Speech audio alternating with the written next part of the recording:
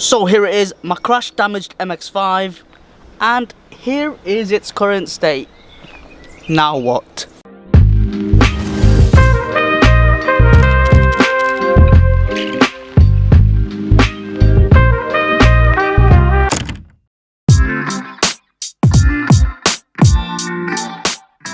So about 2 weeks ago, I received delivery of my crash damaged Mazda MX5 from Copart.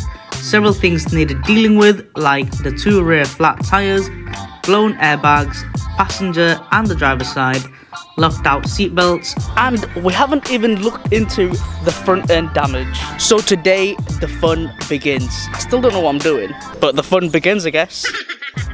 I started dealing with the 2 flat tyres first, as I didn't want to cause further damage. The previous tyres looked old and worn, and it also was not inflated.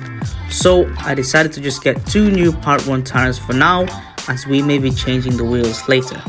The part 1 tyres cost me £90 for both, and that is our first spend. Pretty straightforward fix, but definitely was not part of the plan.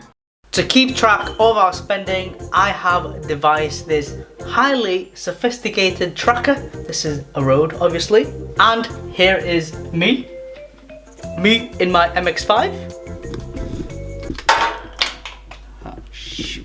And the road is going to be our tracker. Every time we spend on a car part, I'll be putting a little box on our spend tracker. Any item below £50 is going to get the yellow box, the thin yellow box. Anything above £50 but less than £100 will be this orange box, but anything above £100 it will get this red box. We'll start with the cost of the MX5, which is £1,450, and I've set myself a little budget of £1,500 to fix the car up. Basically sort out anything that is wrong with the car, get the car running, drivable and on the public roads. So our first spend, which are the rear tyres, there we go, and that gets an orange box right here. That then gives us a current total of £90. Before we do anything else, let's just give her a little bit of a wash, because she is looking very, very dirty. Take a lot of the stuff out that are inside, all of the trash, just to put our mind a little bit at ease.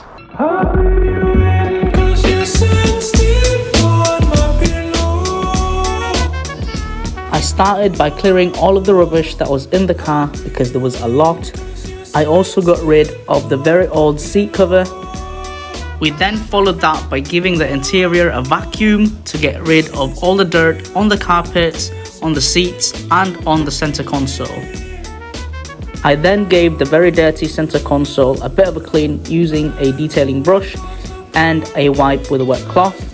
As you can see on my towel, it is very disgusting. I don't even know why I'm cleaning this. This is gonna go anyway. Bruh. She is looking so much better already, and that isn't even the full clean, and that's made a massive difference. Anyway, let's go and move on the outside.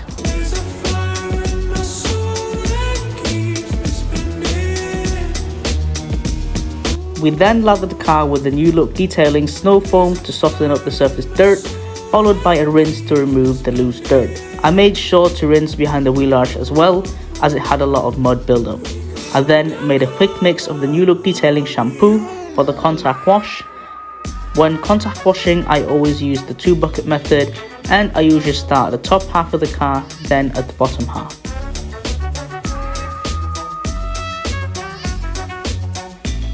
I just wanted to take this time to thank New Look Detailing, by the way. They were kind enough to send a few of their goodies for free, so thank you so much, New Look Detailing. I appreciate that very much. So if you guys are ever in need of a detailing product, go check out New Look Detailing. They have a lot of stuff available on their site. So yeah, go and have a look at them, check them out, and thank you.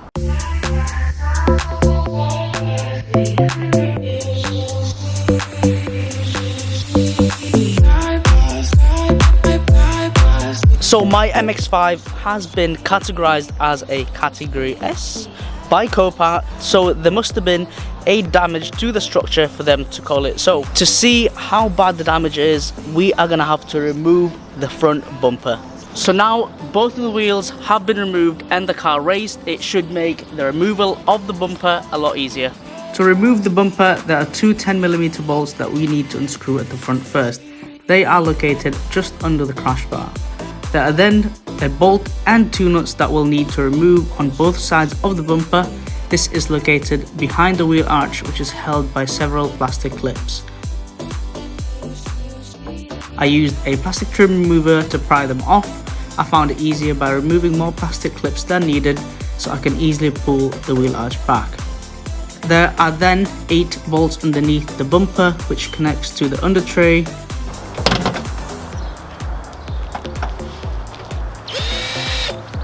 And lastly, there are 8 10mm bolts at the top of the bumper, and then we should be able to pull the bumper forward. But just before I pull the bumper all the way out, I just had to unclip and disconnect the 2 wires connected on both sides of the bumper. It has started to rain, so I'm just hiding in the shed right now while the rain starts to calm down. But yeah, the bumper is off. So this is why the car was a category S. This is the front crash bar. As we can see here very clearly, this bit of the crash bar has crumpled, but luckily further down where the crash can is, it hasn't actually damaged any of that, thankfully, just the crash bar, so we can just get that replaced. There is some damage on the undertray, so there's a piece that's gone missing here, and that's got a big crack, and a lot of the bolt holes have sort of opened up as well, but that's not a big problem, thankfully. So the bumper then, the front grille is absolutely smashed up. The good thing about this is a lot of the original clips from the bumper are still intact, even though the grille has been destroyed. So that's a good thing, we can just buy a new grille to replace that. Several of the clips have been snapped off. It seems that there's history of that snapping off because that has been plastic welded, and that is also sort of the same on this side. There's sort of history of plastic welding, but we can easily sort that out as well. We'll just re-plastic weld that, no problem. Apart from the damage on the crash bar, I can't see anything that is major. If the damage had gotten to the crash can, this build would have been a lot more difficult, but luckily the damage, it seems, is only on the crash bar, so that's not too bad. We can easily just buy a new crash bar and get that replaced. We're just gonna order a few parts like the undertray, the front grille. All the little damages on the bumper as well seems fixable, I think. Plastic weld or filler the cracks and damages on the bumper, then we should be good on the front end, hopefully. But for now, we'll just go and take this crash bar off. To gain access to the crash bar bolts, the headlight needs to be removed first. The headlight is held by 4 10mm bolts and a plastic clip at the top. You will then need to unclip 3 connecting wires on the headlight before you can fully take it out.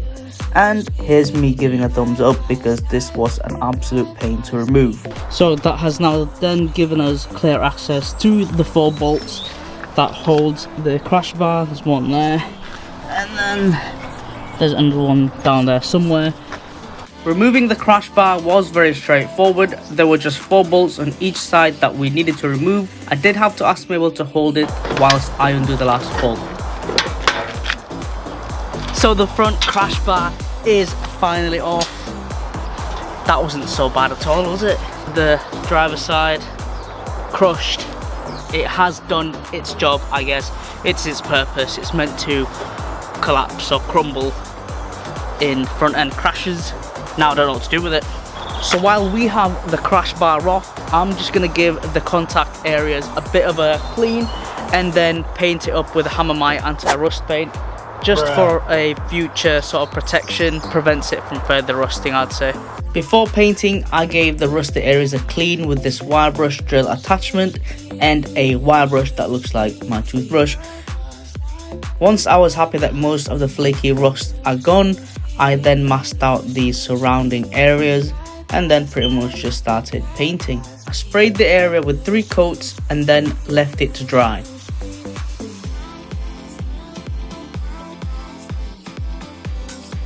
that is looking so much better. I mean, we've got a bit of a border here and also here as well, but no one's going to see them anyway. It's just for future protection so it doesn't rust up again. The next thing on the agenda then is the under tray is a bit smashed, so we are going to need to replace that. So we're just going to take this one off right now. Just time lapse. To remove the under tray, there are two 10mm bolts at the back and two plastic clips that you'll need to pry out. There are also two bolts on each side of the under tray, and once those are off, the under tray should just come loose. Whee! Out with the old, in with the new. Well, semi-new anyway. At least this has a complete bolt holes, no cracks. So I got this new under tray, new used under tray for 40 quid from eBay.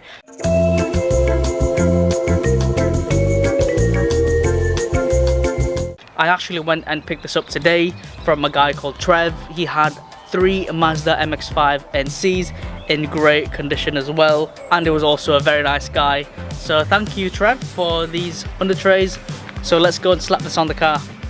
So that is our fresh new under tray. Just give it a bit of a wipe to clean it up.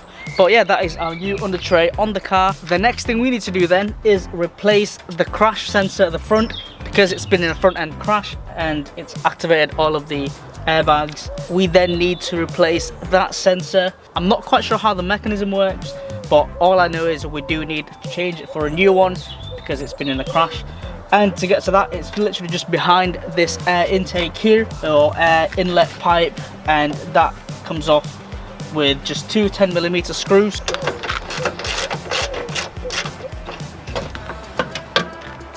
Here is what I believe is the crash sensor. There's a little 10mm bolt there, so we'll get that removed.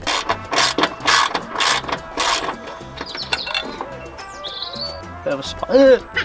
That's a spider. So we need to replace this sensor again, 10mm bolt.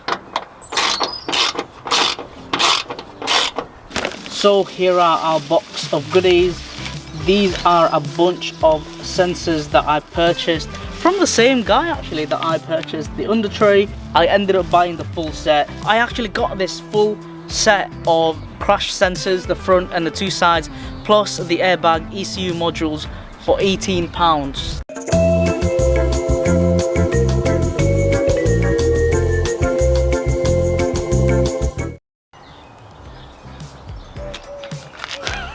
That took absolutely ages. So that is the old one. Make sure I put it away so I don't end up using it again. And this is our new one. Make sure I put it the right way around. It goes in this way, like so. From here, I pretty much did everything on reverse. I just gave the area a bit of a clean before I bolted on the new crash sensor. I also gave the metal cover a bit of a clean as well, and then the air inlet pipe goes back on. This is our new crash bar. I mean, new, used, kind of used, well yeah, used part, as with every part that we've been putting on the MX5. It will be used, nothing's going to be brand new for now anyway. So I got this crash bar in a pretty rusty condition, I would say. I gave it a bit of a clean and then painted it with the black hammerite. I put about 3 coats on it just to stop it from rusting anymore. But yeah, it looks pretty nice, don't you think? I got this crash bar from eBay again for £29.99.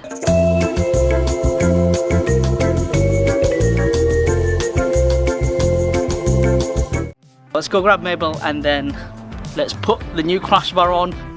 Before we put the new crash bar on, we had to put this plastic trim first.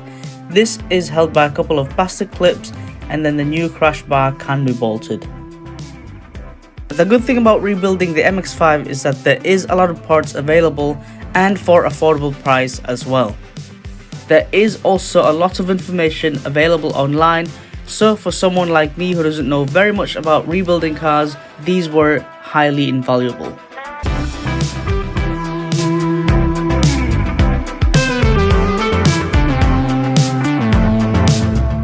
It's so nice finally being able to see the front end sort of coming along. No signs of broken bits. For a non-mechanic, I've got no experience doing all this. It feels so good. It is such a great sense of achievement. And yeah, it feels really good being able to see the front end coming along. We still have a lot to do, and we still have to sort out the front bumper, still have to sort out the insides. We've got the airbag, then we've got the locked seat belts to sort out as well. But yeah, at least we're doing it bit by bit, and we're sort of getting there. So I think we are gonna end the video there. I hope you have enjoyed this one, and stay tuned for part 3 for some more of these. So if you are watching this right now, I just wanted to say thank you so much. I really appreciate that, and it really means a lot for the channel. If you aren't already subscribed, please hit that subscribe button, drop a like, drop a comment, and please, if you could, share my videos. Thank you for getting this far. I really appreciate that, and I'll see you in part 3, I guess. I fucked up. I put the jack stand in the wrong place.